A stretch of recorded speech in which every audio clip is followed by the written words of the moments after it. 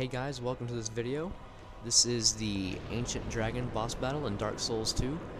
My name is Ryujin882. Thank you for watching this video. But really, I just posted this video more for myself than anything else.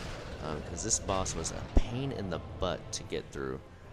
And it's true that it's a tough boss, but it's also a fair boss. It's not like some of the other bosses where it feels like without co-op play, it's, pretty much impossible. And actually, I prefer this boss without co-op. Great point that a lot of my friends brought up, that if you go in this boss with co-op and those white phantoms die, then you're just up against this dragon and he's stronger and has more health than he would otherwise. So don't even bother unless you're with a group of friends that you know well and you've got your strategy planned out. And I do have a pretty consistent strategy going on here. It's actually not my own. It's a strategy I picked up from another YouTube video, and I will post a link to that in the description to this one, so you guys can reference that. But basically, I'm following the same basic strategy. Just, you want to stay in front of the dragon. We'll see when we come up here. You always want to stay in front of the dragon, and he'll go through 2 attacks. He'll go through his flamethrower, or he'll fly up in the air and spit some fire down. But you always want to stay a little bit to the right. Choose one side, right or left. I chose right, it worked for me. And basically, you want to stay in between his head and his left paw, so a little bit to the right. And actually, if you saw, I was just kind of standing there in that one spot. I found out, so I kind of deviated from the strategy that was in the video that I'm referencing, but I found out that if you kind of stand in that spot that I was standing at, which you'll see again in a minute, you can accurately predict the dragon's attacks. Basically, he'll alternate. So right here, so I'm staying real close to the dragon. I'm just gonna stand right here, and I know it's coming. So, and by the end of this match, you'll see I can pretty much predict. I got the timing down perfect, and I start running right before or right as his wings start flapping. But because the originally when I watched this technique, the user, was basically the dragon. When he was fighting the dragon's attacks were random. But doing this way, kind of standing in that spot, finding that spot right between and close enough to the dragon, and right between his head and his claw. Again, the dragon, as you see, is just alternating between his attacks, alternating between the flamethrower and between going up in the air and shooting that fire out. And you're taking the guesswork out of it. So all you got to do is just not mess up. And you'll see a little later I do mess up a little bit. But let's talk about the prep for this battle, what you want to go in with. Basically, you don't need a shield. I have a shield because, I'm paranoid. It makes me feel secure. I'm wimpy, right? You don't need armor. I'm not wearing any armor. Reason being, the dragon's going to kill you in one hit. It doesn't matter, what your character level's at. The dragon's going to kill you in one hit. So forget your armor. Forget the shield. Mage build, I'm using the Black Witch catalyst, or Black Witch staff, and it's +10, so I maxed it out, +10, and I'm using the strongest spells that I have. If you have a Soul Geyser, I think it's called, that's a pretty good one. I do not have that one, but I'm using the strongest spells that I have, and I'm using, as far as the rings are very important for this battle. Stamina ring is a must. You have to have the stamina ring. Because you have to be able to run away as quickly as you can and as far away as you can for that attack. And then when you go back to the dragon, just walk back. Don't bother wasting your stamina, because you'll need that when he rears up his head like he's doing. So the stamina ring's a must. I'm also using, because I'm a mage build, I'm using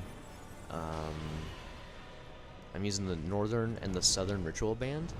I'm not sure which does which, but basically those rings increase your spell uses and also give you an additional attunement slot. So I wanted to have as many spells as I could have going through this battle. That's why I used, that's why I used both the southern and north ritual bands. I'm also using, I forget the name of the ring, but it's the ring that decreases the spell casting time, decreases your casting time. Which is going to be very important. You want to get in as many hits as you can, but don't overload it.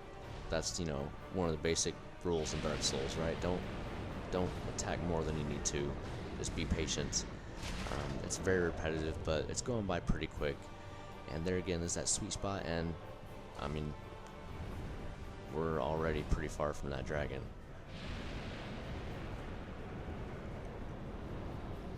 The dragon does have a few other attacks. He has one other attack you'll see later on where he swings his head and tries to hit you with his head.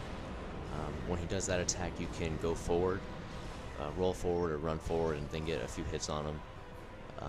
And he has another, not really an attack, but he'll kind of move. So he goes up in the air, and when he goes up in the air, he kind of spit out his fire like he does there.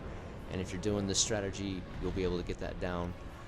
But there's another time where he goes up in the air and he won't attack, but he'll kind of move to the side. And that might fake you out sometimes. I had trouble with that in the beginning, trying to get down his pattern.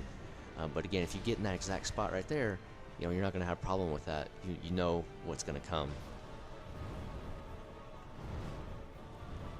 And as far as, just trying to get used to his pattern, when he breathes his flamethrower attack, the dragon will kind of make a noise, he'll kind of shuffle around, he'll kind of move to the side like he did there. And you just listen for that, look for that, and then just run in kind of to the side and attack.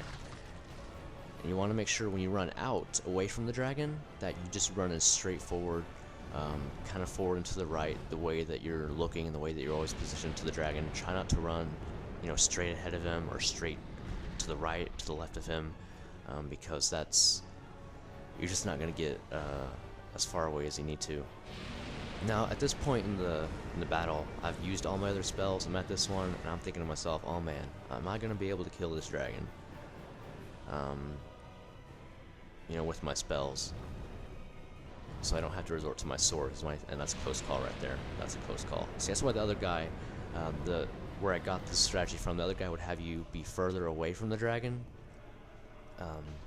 But I like to stay close to that dragon and find that sweet spot because his attacks become so predictable.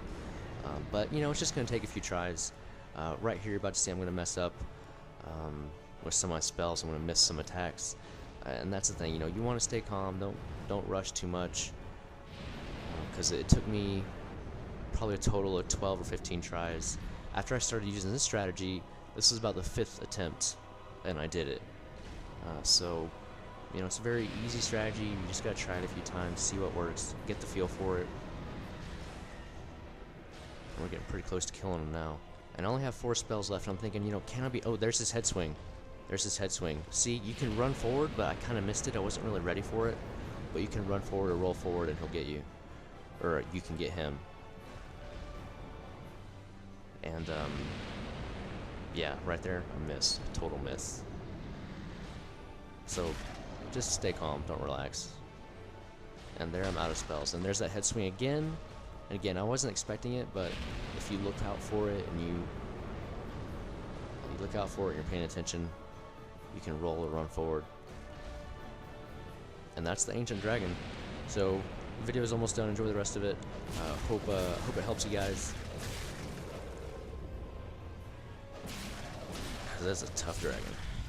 We'll see you guys next time.